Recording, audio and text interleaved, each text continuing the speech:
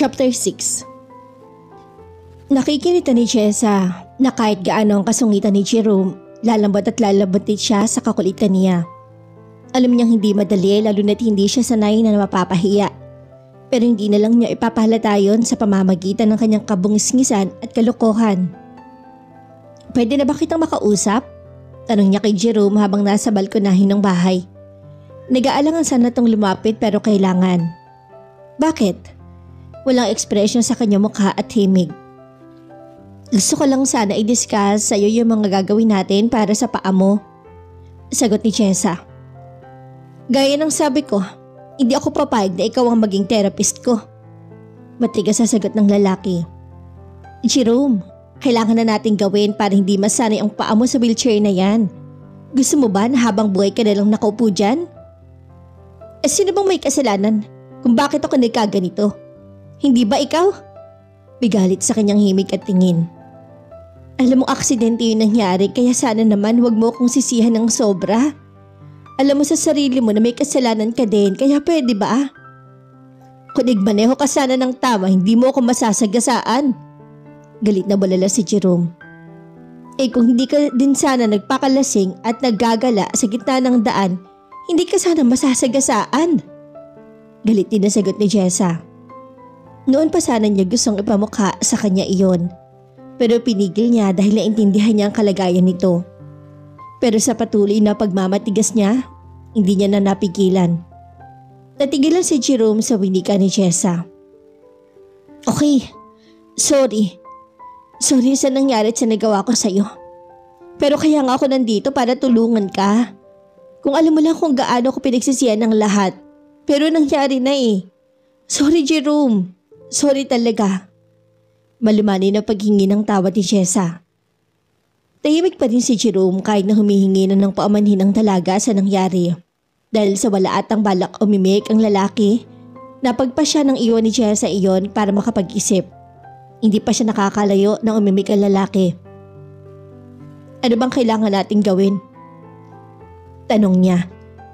Natigil lang si Jessa. Saka palihim na napangiti sa tanong ng lalaki. Bumalik siya sa kinaupaan ni Jerome saka pinaliwanag ang lahat. "Dapat maaga sana nating gawin ito sa umaga. Para sa muscle sa binti mo at kailangan ko ding gamitan ng electrotherapy para mapadali ang pag-function ng mga muscle mo at ang pagtatry natin ng lumakad using a railing na hawakan.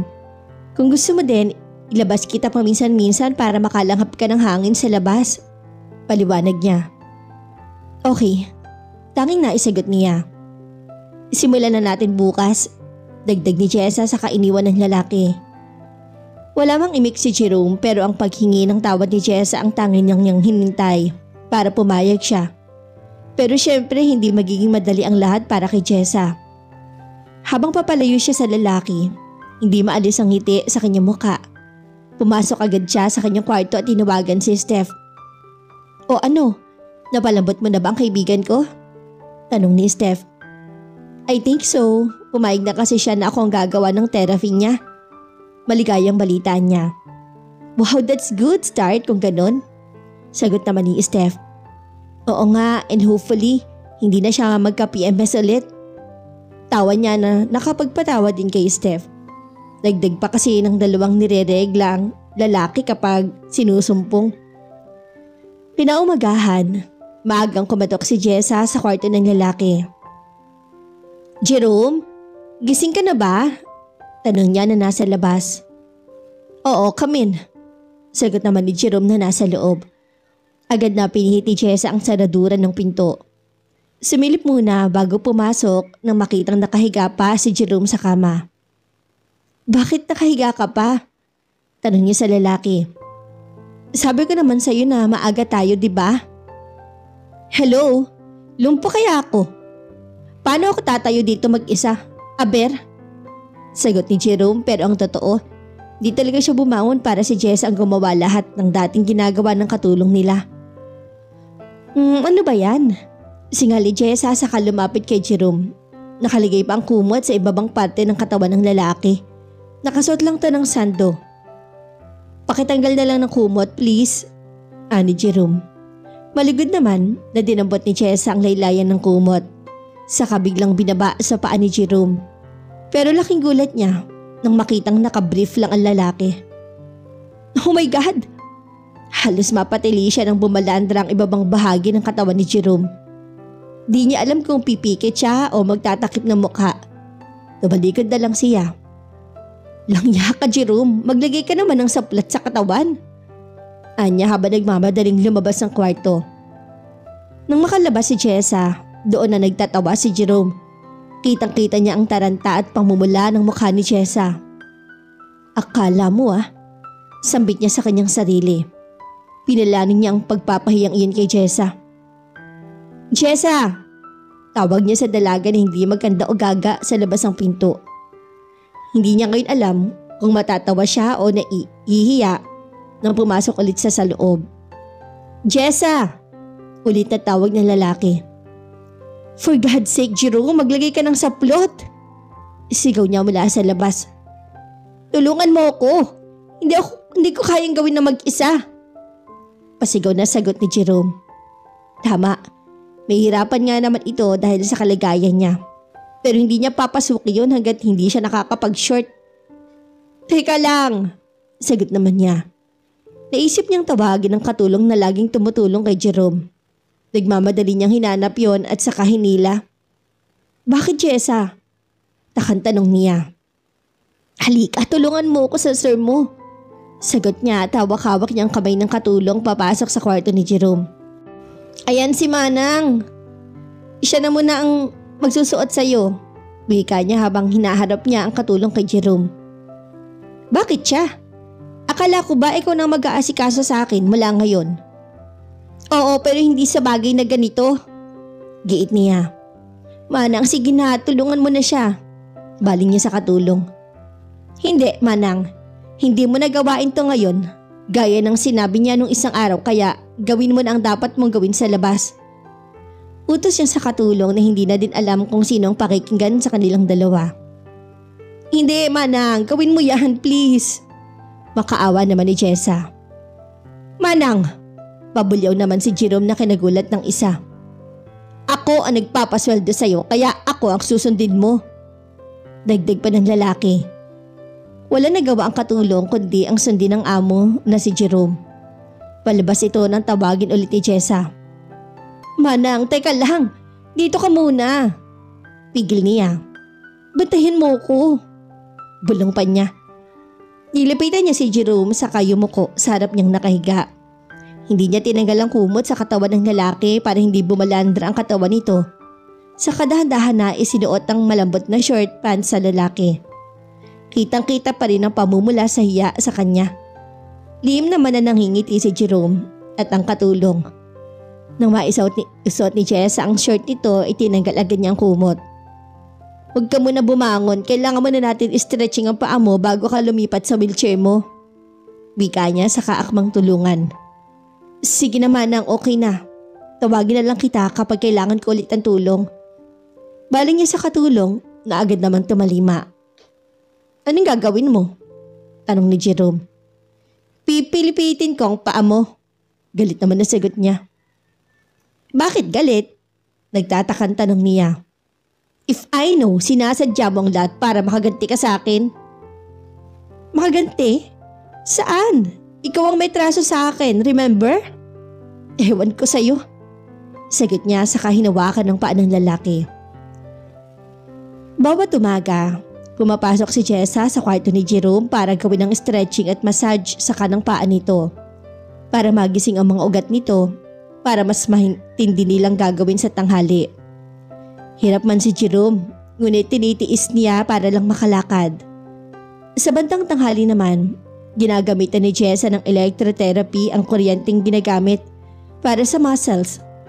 At sa hapon naman, tinutulungan niya si Jerome na maglakad kahit pa isa-isa sa pamamagitan ng pinagawa nilang railing sa may likuran ng kanilang bahay. Kitang-kita ni Chesa ang bawat paghihirap ni Jerome, bawat pagniwi niya kapag nakakaramdam siya ng sakit. Ang bawat pagpipigil niya sa inis niya kapag natutumba siya at ang bawat patak ng luha at pawis sa lalaki. Kaunti na lang, Jerome. Mailalakad mo na rin ang kanang paa mo. Be patient lang sa katiisin ng sakit, okay? Wika niya kay Jerome habang nagpapahinga silang dalawa sa ilalim ng isang puno na nilagyan nila ng upo ang kahoy. Hopefully. Maikling sagot nito. Minsan nawawalan siya ng lakas pero lalo siyang lumalaban. Diba sabi ko naman sa'yo na makakalakad ka? Basta ibigay mo ang puso at isip mo. Oo na. By the way, kailan ka pala babalik ng Laguna? Biglang tanong ni Jerome. Bakit mo na itanong? Kapag nakalakad ka na, siguro pwede na akong bumalik doon. Naitanong ko lang kasi isang buwan ka na dito. Baka naabala ko ng trabaho at buhay mo.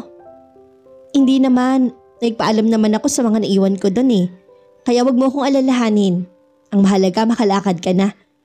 Ayaw ko namang iwan ko lang ang ikaw kung ano ang nasimulan nating gawin. Paliwanag niya. Biglang nagring ang cellphone ni Jessa. Teka lang sagutin ko lang bago natin ituloy ang ginagawa natin. Paalam niya. Tumango lang si Jerome at medyo lumayuan ng 2 metro si Jessa saka sinigot ang tawag. Hello Sam? Sagot niya kay Sam sa kabilang linya. Hi Jessa, kumusta ka na? Okay naman Sam. Ikaw, kumusta? Saka si Sir Ed, kumusta na? Namiss ko na yun Okay naman siya, medyo nakakalakad na siya mag-isa ngayon. Uy, mabuti naman kung ganun. O napatawag ka. Pupunta kasi ako sa Maynila bukas eh.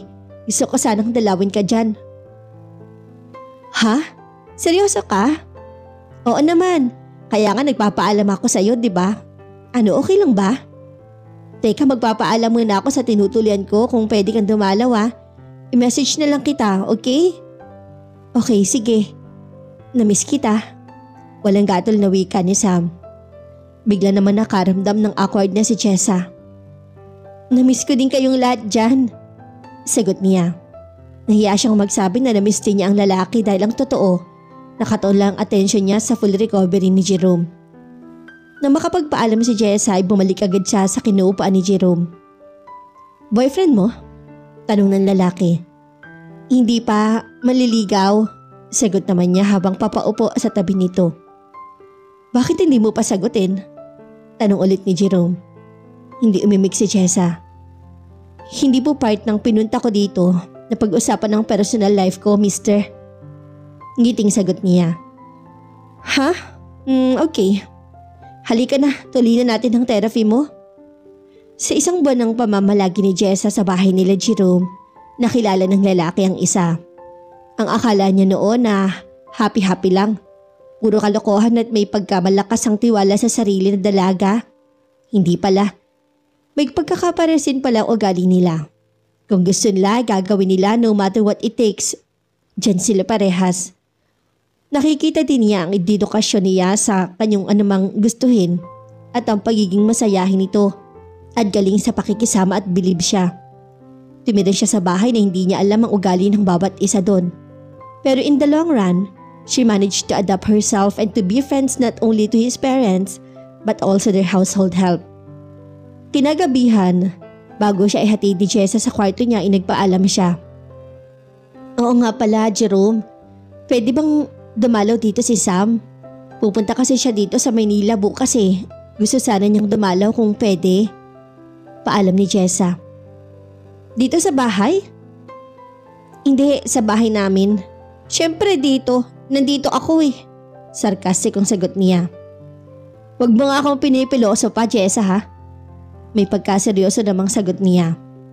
Okay, sorry po sir. Gaya ng sabi mo kanina, hindi parte ng personal mong buhay ang ipinunta mo dito kaya ang sagot ko, hindi. Dadalaw lang naman yung tao. Kahit na hindi pwede. Pabulyo ni Jerome. Fine. Hindi naman kailangan sumigaw no? Kaya nga nagsasabi eh. Kung hindi pwede, tatawagin ko na lang siya para sa labas na lang kami magkikita. Hindi sumagot si Jerome. Minaniobra niya ang wheelchair nito papasok sa kwarto. Bahala ka kung anong gusto mo. Basta wag mong dadalhin dito. Wika niyang makapasok na sa kanyang kwarto. Okay, sungit. Bulong ni Jessa sa sarili nang maisara nito ang pinto. Agad na sinabihan ni Jessa si Sam na sa labas na lang sila magkikita. Sinabi na lang niya na nakakaya sa may-ari ng bahay kapag pupunta siya doon. Pumayag naman si Sam dahil tama naman ang sabi ng dalaga. Kinabukasan, pagkatapos ng therapy ni Jerome sa tanghali, nagmamadaling naghanda si Jessa sa kanyang pag-alis. Sa isang mall sila magkikita ni Sam. Na makapag-ayos na, sumilip siya sa kwarto ni Jerome. Nagbabasa yun ng newspaper. Pumasok siya. Inayos niya muna ang pagkakapatong ng paa nito. Mga ilang oras lang ako sa labas, babalik din ako agad. Aniya. Okay, hindi mo naman kailangan magpaalam sa akin. Sinasabi ko lang po, sige na alis na ako. Habang papalabas si Jessa sa kwarto, doon niya sinipat ang dalaga. Nakasuot ito ng skinny jeans na maong, nalitaw ang mahahaba nitong mga biyas. Tinenuhan niya ng isang blouse na puti na di botones sa harap. Nakabukas ang 2 botones ito sa taas, kaya naman pagyuko niya kanina, nahasilyapan niya ang dibdib nito. Kung katawan lang, sexy si Jessa at lalong lumitaw yun sa suot niya. Naghihintay na si Sam sa tagpuan nila nang dumating si Jessa. Agad na lumapit ang lalaki sa kasya niyakap nito. Nagulat na lang si Jessa sa ginawa ni Sam, na agad namang humingi ng tawad ang isa. Pasensya na, namiss kasi kita. Nakayukong wika nito. Ngumiti lang si Jessa. Halika, may nakita akong kainan kanina dito na puro ihaw. Alam kong gusto mo yon. Yaya ni Sam. Maligod naman siyang sumunod dito. Sabi pala ni Tito Ed, uwi ka na daw sa Laguna paminsan-minsan. Namiss ka din ata niya. Wika ni Sam habang hinihintay nila ang mga order nila. Siguro one of these days, uuwi din ako para dalawin sina mommy at daddy. Pinapauwi nga din ako eh. Tama naman kasi alam mong maraming nakakamiss sa'yo. Isa na ako doon. Ngiting pagtatapat ni Sam. Nawala tuloy ang mukha ni Jessa. Ikaw talaga? Hindi ako nagbibiro, Jessa. Biglang sumeryoso si Sam. I've been missing you. Hindi alam ni Jessa ang sasabihin. Parang biglang umurong ang dila niya at biglang nakaramdam ng hiya sa lalaki. Sam, alam mo naman ang sabi ko sa'yo dati, di ba? Yes, I know, kaya don't be pressured. I will wait until you make your decision. Ngayon kumain muna tayo. Baling niya sa pagkain na inilapag sa mesa nila. Masaya kasama si Sam. Gaya ni Jess ay palatawa din to at marami ding kalokohan sa katawan. Alam niya makisabay sa biruan. Ganon din sa seryosong usapan. Kumain at naglakad-lakad lang sila. Hindi na nila kailangan lumayo pa dahil ilang oras lang ang pwedeng itagal ni Jessa. So paano yan? Uuwi na ako. Anya kay Sam nang dumating ang alas 5 ng hapon. Ang bilis naman. 6 kasi yung sunod na therapy ni Jerome kaya kailangan kong umuwi before ng oras na yan. Sagot niya. Okay, so see you sa Laguna? Kapag umuwi ka? Yes, definitely. Ngiti niya. Nang may paparating na taxi ay agad na pinara ni Jessa. Salamat ulit Sama. Bye. Anya saka humalik sa pisngi ng lalaki.